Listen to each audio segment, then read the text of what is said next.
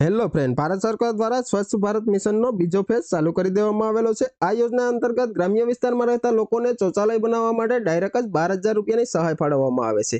તો આ યોજનાનો લાભ આપણે કેવી રીતે મેળવી શકીએ, કેવી રીતે ઓનલાઈન એપ્લિકેશન કરીશું અને શું ડોક્યુમેન્ટ જોશે તેની સંપૂર્ણ માહિતી આપણે આ વિડીયોમાં જોશું। તો ચેનલ ઉપર તમે નવા હોય તો ચેનલને સબસ્ક્રાઇબ કરી દેજો, બેલ આઇકન હિટ કરી લેજો, જેથી કરીને આવનારા તમામ નોટિફિકેશન તેમજ સરકારી યોજનાકીય માહિતી તમને મળતી રહે। તો વધારે સમય ના લેતા આપણે વિડીયોની શરૂઆત કરીએ।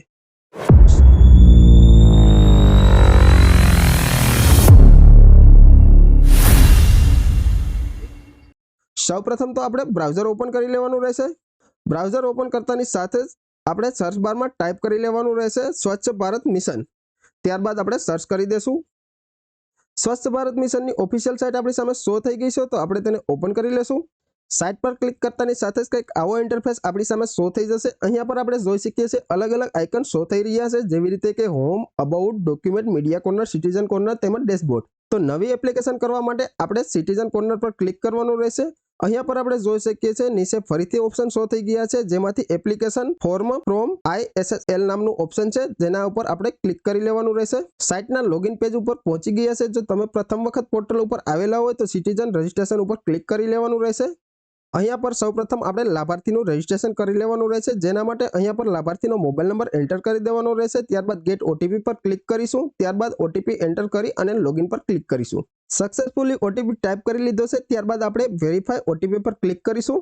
રજિસ્ટ્રેશન કરવા માટેનું ફોર્મ આપણી સામે શો થઈ ગયું છે। અહીંયા પર સૌપ્રથમ તો આપણે લાભાર્થીનું નામ ટાઈપ કરી લેવાનું રહેશે। ત્યારબાદ મેલ છે કે ફિમેલ છે તે પણ સિલેક્ટ કરી લેવાનું રહેશે। જેન્ડર સિલેક્ટ થઈ ગયા બાદ એડ્રેસમાં જે પણ આધાર કાર્ડમાં હોય તે મુજબ સેમ એડ્રેસ અહીંયા પર ટાઈપ કરી લેવાનું રહેશે। ત્યારબાદ આપણે સ્ટેટ સિલેક્ટ કરી લેશું। એટલું સિલેક્ટ થઈ ગયા બાદ આપણે પેજને સ્ક્રોલ અપ કરી લેશું। ત્યારબાદ અહીંયા પર આપણે કેપ્ચા ફિલઅપ કરી દેવાના રહેશે અને ત્યારબાદ સબમિટ પર ક્લિક કરી દેશું। સક્સેસફુલી આપણું રજિસ્ટ્રેશન થઈ ગયું છે, તો ત્યારબાદ ઓકે પર ક્લિક કરી લેશું। સક્સેસફુલી રજિસ્ટ્રેશન થઈ ગયા બાદ આપણે પોર્ટલ પર સાઇન ઇન કરવાનું રહેશે। સાઇન ઇન કરવા માટે જે મોબાઈલથી આપણે રજિસ્ટ્રેશન કરેલું છે તે મોબાઈલ નંબર અહીંયા પર ટાઈપ કરવાનો રહેશે। ત્યારબાદ ગેટ OTP પર ક્લિક કરીશું। જે OTP આપણા મોબાઈલ ફોન પર આવશે તે અહીંયા પર ટાઈપ કરી લેવાનું રહેશે। ત્યારબાદ કેપ્ચા ફિલઅપ કરી લેવાના રહેશે અને ત્યારબાદ સાઇન ઇન ઉપર ક્લિક કરી લેવાનું રહેશે। સ્વચ્છ ભારત મિશન પોર્ટલ ઉપર આપણે લોગિન કરી લીધું છે। અહીંયા પર આપણે જોઈ શકીએ છીએ જે પણ લાભાર્થી છે તેનું નામ શો થઈ રહ્યું છે, મોબાઈલ નંબર શો થઈ રહ્યા છે, તેમજ તેનું પૂરું એડ્રેસ પણ શો થઈ રહ્યું છે અને ID એક્ટિવેટ બતાવી રહી છે। હવે નવી અરજી કરવા માટે સાઇટ પર આઇકન આપેલા છે, તેની ઉપર આપણે ક્લિક કરી લેવાનું રહેશે। અહીંયા પર આપણે જોઈ શકીએ છીએ નવી એપ્લિકેશન શો થઈ રહી છે અને જો તમારી પહેલેથી જ એપ્લિકેશન કરેલી હોય તો અહીંયાથી વ્યૂ પણ તમે કરી શકો છો। તો આપણે નવી જ એપ્લિકેશન કરવા માંગીએ છીએ। નવી અરજી માટે નવી એપ્લિકેશન પર ક્લિક કરીશું। ક્લિક કરતાની સાથે જ આપણે અહીંયા પર જોઈ શકીએ છીએ એલિજિબિલિટી ક્રાઇટેરિયા ઓફ બેનિફિશરીની ડિટેલ શો થઈ ગઈ છે। કોણ કોણ યોગ્યતા ધરાવે છે તેની ડિટેલ અહીંયા પર શો થયેલી જ છે, તો આપણે તેને સ્કીપ કરી દેવાની રહેશે। ક્લિક કરી દીધા બાદ અહીંયા પર આપણે જોઈ શકીએ છીએ નવું અરજી ફોર્મ શો થઈ ગયું છે। અહીંયા પર આપણે સ્ટેટ સિલેક્ટ કરી લેવાનું રહેશે। ત્યારબાદ અહીંયા પર આપણી જે પણ ડિસ્ટ્રિક્ટ હોય તે સિલેક્ટ કરી લેવાની રહેશે। ત્યારબાદ બ્લોક સિલેક્ટ કરવાનું રહેશે। ગ્રામ પંચાયત હોય તે ગ્રામ પંચાયત સિલેક્ટ કરવાની રહેશે। ત્યારબાદ વિલેજનું નામ સિલેક્ટ કરવાનું રહેશે। જે પણ તમારું ગામ હોય તે તમે અહીંયા પર સિલેક્ટ કરી શકો છો। ત્યારબાદ તમારું નિવાસસ્થાન જે પણ હોય તે સિલેક્ટ કરવાનું રહેશે। તો આપણે સૌપ્રથમ તો એટલી ડિટેલ ફિલઅપ કરી લઈશું। બધી ડિટેલ ફિલઅપ કરી સેશન નંબર 2 ઉપર આપણે પહોંચી ગયા છે। અહીંયા પર જે પણ લાભાર્થી છે તેનું જે આધાર કાર્ડ મુજબનું નામ છે તે અહીંયા પર આપણે ટાઈપ કરવાનું રહેશે। ત્યારબાદ તેનો આધાર કાર્ડ નંબર અહીંયા પર ટાઈપ કરી લેવાનો રહેશે। ત્યારબાદ એગ્રી કરી અને વેરીફાઈ આધાર નંબર પર ક્લિક કરવાનું રહેશે। બધી ડિટેલ ફિલઅપ કરી અને આપણે વેરીફાઈ આધાર નંબર ઉપર ક્લિક કરી દીધું છે। ત્યારબાદ આધાર નંબર છે તે આપણો સક્સેસફુલી વેરીફાઈ થઈ ગયો છે।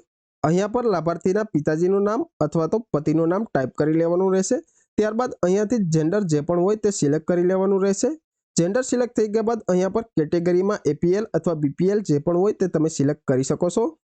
કેટેગરી સિલેક્ટ થઈ ગયા બાદ સબ કેટેગરી આપણે સિલેક્ટ કરી લેવાની રહેશે। જે પણ કેટેગરીમાં તમે આવતા હોય તે કેટેગરી તમારે અહીંયાથી સિલેક્ટ કરી લેવાની રહેશે। ત્યારબાદ કાર્ડ ટાઈપમાં આપણે જોઈ શકીએ છીએ આધાર કાર્ડ કમ્પલસરી છે, ઓલરેડી ટાઈપ થયેલું જ છે। ત્યારબાદ આધાર કાર્ડનો જે નંબર છે તે પણ અહીંયાથી ફિલઅપ થયેલો જ છે। તો ત્યારબાદ આપણે આગળ વધી જશું। અહીંયા પર આપણે લાભાર્થીનો મોબાઈલ નંબર ટાઈપ કરી લેવાનો રહેશે, લાભાર્થીનું ઈમેલ એડ્રેસ ટાઈપ કરી લેવાનું રહેશે અને ત્યારબાદ લાભાર્થીનું પૂરું એડ્રેસ અહીંયા પર ટાઈપ કરી લેવાનું રહેશે। તે પણ આધાર બેઝ જ હોવું જોઈએ। તો બધી ડિટેલ આપણે ફિલઅપ કરી લઈએ અને ત્યારબાદ પેજને સ્ક્રોલ અપ કરી લેશું।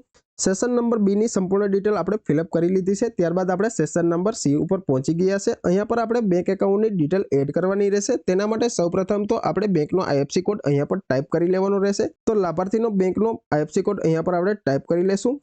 આઈએફએસસી કોડ ટાઈપ કરતાની સાથે જ પોર્ટલ દ્વારા ઓટોમેટિક જ તમારી જે બેંકની ડિટેલ છે તે ફેચ કરી લેવામાં આવશે। જેવી રીતે કે તમારા બેંકનું નામ, તમારી બ્રાન્ચનું એડ્રેસ તેમજ બ્રાન્ચનો કોડ પણ શું છે તે પણ અહીંયા પર શો થઈ ગયો છે। ત્યારબાદ સ્ટેટ પણ શો થઈ ગયું છે। ત્યારબાદ અહીંયા પર આપણે એકાઉન્ટ નંબર ટાઈપ કરી લેવાનું રહેશે। તમારા બેંક એકાઉન્ટનો જે પણ એકાઉન્ટ નંબર હોય તે અહીંયા પર ટાઈપ કરી લેવાનો રહેશે। ત્યારબાદ confirm bank account number type કરવાનો રહેશે। આટલું કરી લીધા બાદ અહીંયા પર બેંકની પાસબુક આપણે અપલોડ કરવાની રહેશે। જે પીડીએફ ફોર્મેટમાં, જેપીજી ફોર્મેટમાં અથવા પીએનજી ફોર્મેટમાં પણ તમે અપલોડ કરી શકો છો અને તેની સાઇઝ મેક્સિમમ 200 KB થી નીચે રહેવી જોઈએ। એટલે કે 200 KB થી નીચે તમે જે પણ તમારું પીડીએફ ફાઇલ હોય, જેપીજી ફોર્મેટ હોય અથવા પીએનજી ફોર્મેટમાં જે પણ તમારી પાસબુક હોય તે તમે અહીંયા પર અપલોડ કરી શકો છો। તો ચૂઝ ફાઇલ ઉપર ક્લિક કરી અને આપણે જે બેંક પાસબુકની પીડીએફ ફાઇલ છે તે અહીંયા પર લોડ કરી દેશું। બધી ડિટેલ આપણે ફિલઅપ કરી દીધી છે। ત્યારબાદ ફરીથી આપણે પેજને સ્ક્રોલ અપ કરી લેશું। સ્ક્રોલ અપ કરતાની સાથે જ અહીંયા પર એપ્લાયનું ઓપ્શન આવી ગયું છે, તો તેની ઉપર આપણે ક્લિક કરી દેવાનું રહેશે। એપ્લાય પર ક્લિક કરતાની સાથે અહીંયા પર સક્સેસફુલનો જે પોપઅપ છે તે આપણી સામે શો થઈ ગયો છે। Your application submitted successfully, quickly noted application number. તો અહીંયા પર જે આપણો એપ્લિકેશન નંબર છે તે શો થઈ ગયો છે। તો અહીંયાથી આપણે એનો એક સ્ક્રીનશોટ લઈ લેશું। ત્યારબાદ જે એપ્લિકેશન નંબર છે તેને પણ કોપી કરી લેશું।